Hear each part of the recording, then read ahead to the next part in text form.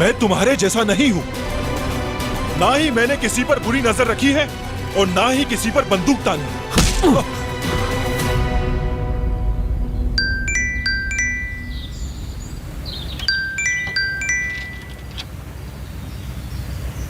Hello.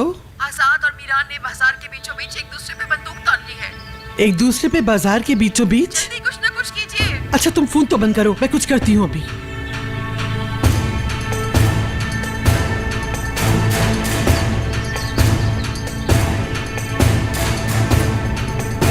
Hello, मेरी बात ध्यान से सुनो। फिरहाद भाई प्लीज कुछ कीजिए, एक दूसरे को मार देंगे। उठो।